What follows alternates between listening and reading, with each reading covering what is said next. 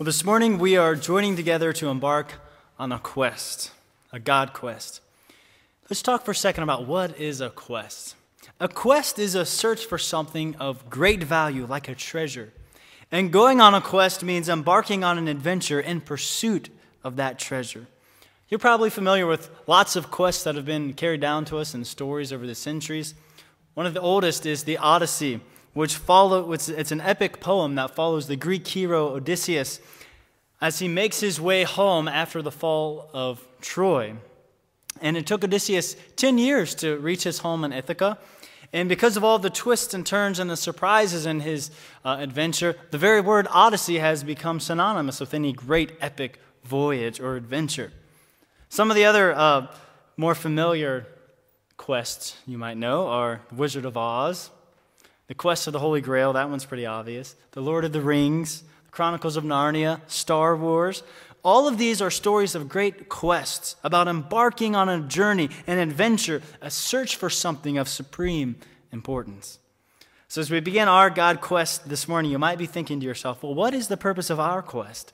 Or what is it that we are searching for that is so important? Well, as the name suggests, it's a God quest. It's a search for God. But that's a little ambiguous, isn't it? How can one really search for God? I mean, we can't find him in any physical sense, as the Hobbit searches for the ring. And when we reach the end of our quest, we won't be in a physical location, as when Dorothy finally made it back to Kansas. So what is it we are trying to achieve on our God quest? Well, when we arrive at the end of our God quest, our hope is that you will be firmly rooted and established in what you believe about God.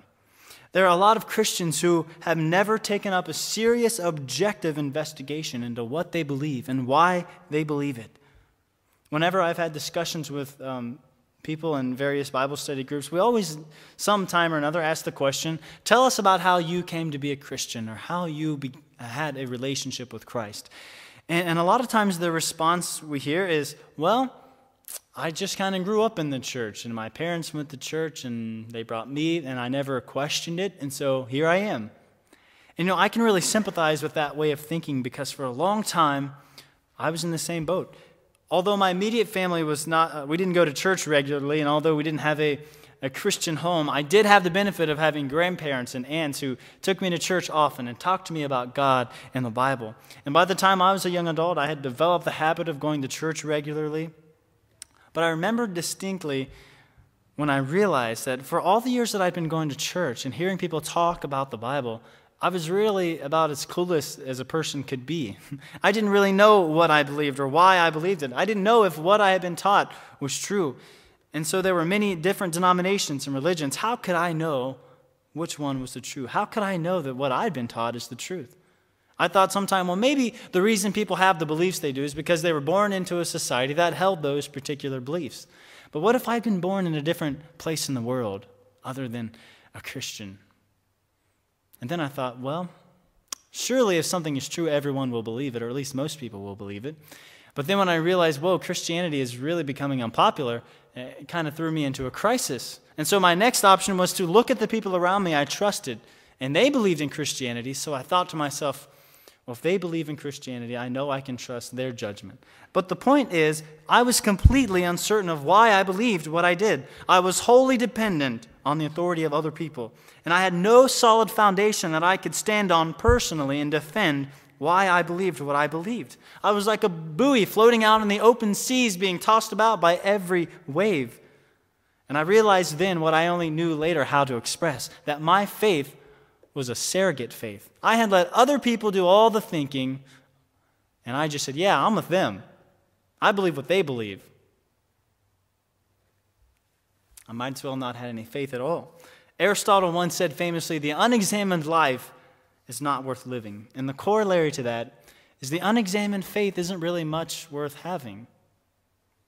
We shouldn't just be content to float about like a dandelion seed, going wherever the wind carries us hopelessly. We need to be firmly rooted in what we believe and why we believe it. Peter tells the early Christians in 1 Peter 3:15, he tells them, always be prepared to give an answer to everyone who asks you to give a reason for the hope you have. And that's really interesting. Why would they need to be able to explain why they believed what they believe? We have to think about the early Christians. They lived in such a way that was so radically different from their culture that people noticed. We have writings from early Roman rulers describing the peculiar way these Christians lived. One of my favorites is Pliny the Younger, who's writing to Emperor Trajan. And he's writing to him to find out, what are we going to do about these strange Christians? I mean, they're helping the poor and feeding the hungry, and quite frankly, they're making the government look bad. We need to do something about them. And in one of his letters to Trajan, he writes, they love each other like family, and they've sworn an oath together that they would not commit theft, nor robbery, nor adultery, that they would not break faith, nor refuse to return a deposit when asked for it.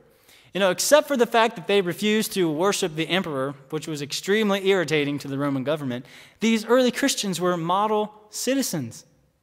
They were model citizens. Their lifestyles were so completely cross-cultural that people naturally questioned them. Why is it that you live in this peculiar way? Now, don't also forget that these people who were now model citizens, just a short time ago, were model pagans. They would have been involved in religious orgies and involved in criminal actions and all of these different kinds of things. And now their lives had been completely changed, and people just couldn't help but asking, why do you live that way? Why the change in your lifestyle? And Peter says, you need to always be ready to give a reason when people ask this. And of course, the reason is because our beliefs change. We act differently because we believe differently.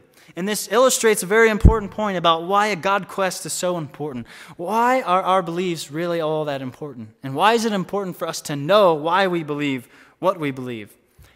And here's the reason. Because what you believe determines where you will go in life. Think about that for a second. What you believe determines where you go in life. What we believe affects our choices, the paths we take in life, and ultimately our destination. And that is why we begin the God quest with this topic. Because what we believe ultimately determines where we're going to end up. If it doesn't matter what you believe, it doesn't matter where you end up. And we often draw conclusions about people based on their actions, the choices they make, what they do. But a person's actions and choices are only a very superficial part of who they are. The way we behave comes from something. Their attitudes and actions spring from their value system, and their value system is based on what they believe. Glenn Schultz is a Christian educator, and he says, at the foundation of a person's life, we find his beliefs. And these beliefs shape his values, and his values drive his actions. And then he created a pyramid, which I had in the first service, but the projector went bonk. So you're going to have to use your imagination. The diagram is of a pyramid of 3 sections. At the bottom, the foundational part are the beliefs. Resting upon the beliefs are the value system. And resting upon the value system are the actions of a person. And the line right between actions and value systems, there's a line that's drawn that says this is the line of visibility. This is what people can see, and underneath is what people cannot see. And when I saw that diagram, I immediately thought of an iceberg. If you think about an iceberg, sometimes they look huge out on the ocean, but that's really only the tip. Most of an iceberg is underneath the water level and therefore is invisible. It's the same way in our personal lives.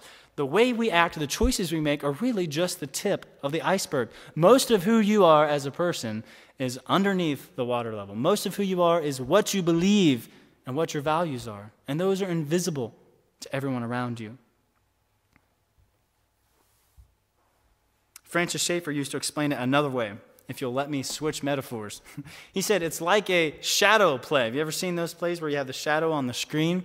He says what the world sees on the outside is just the shadows on the screen. But those shadows are projected from the real actor who's behind the screen determining the actions.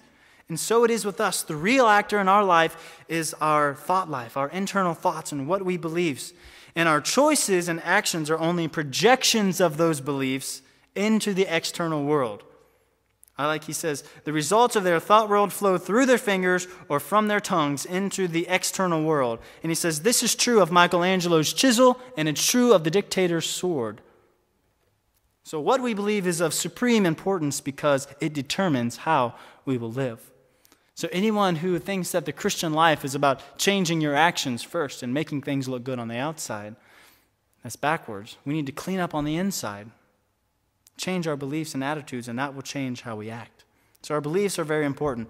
Unfortunately, though, many Christians haven't clearly understood this connection between our beliefs and our actions because we have been conditioned to think that our religious beliefs should be relegated to our private life and should therefore not have any influence on the way we act in public.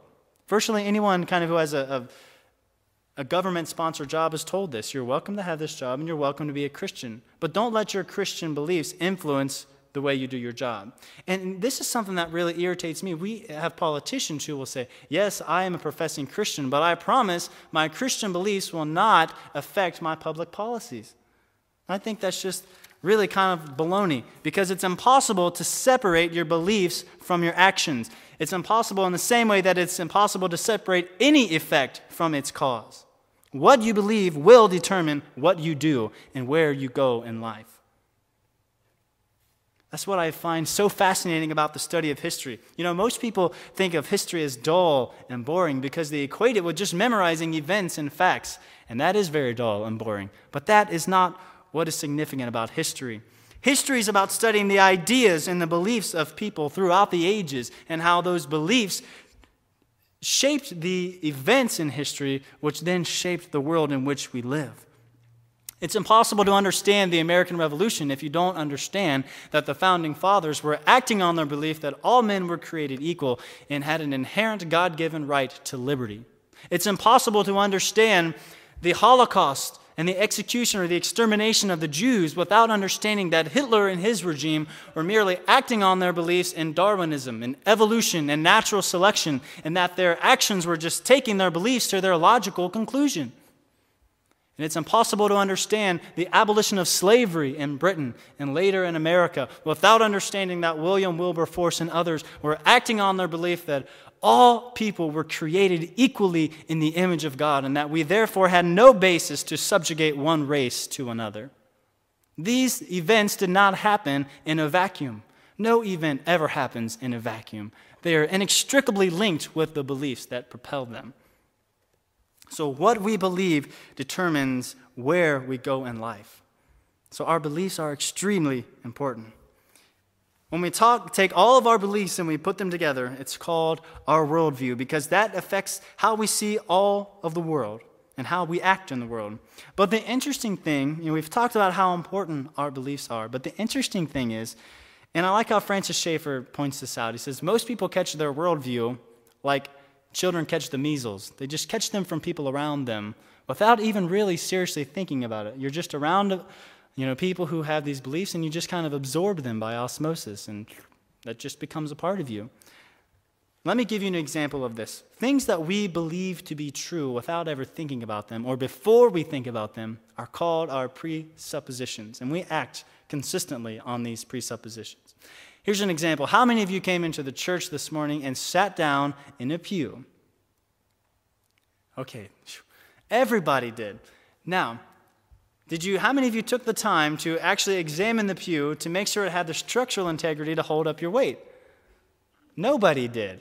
You just saw everyone else do it, and so it was a presupposition. Now, if I had told you that just a few weeks ago, one of the pews in the south balcony actually collapsed when someone sat on it, you might have been a little bit more intentional about choosing your pew, wouldn't you? But this is an example about how we act on our presuppositions. And Francis Schaeffer makes a good point. He says, people with more understanding realize that their presuppositions should be chosen after a careful consideration of what is true. And so this God quest is all about being intentional about what you believe and making a choice about what you believe based not on what others believe, but on what is true. Of all of the other religions in the world, how can you know that Christianity is the truth? Hopefully by the end of the God quest, you'll have some answers to be able to defend that. But before we even begin to make that judgment, we have to talk about this issue of truth itself.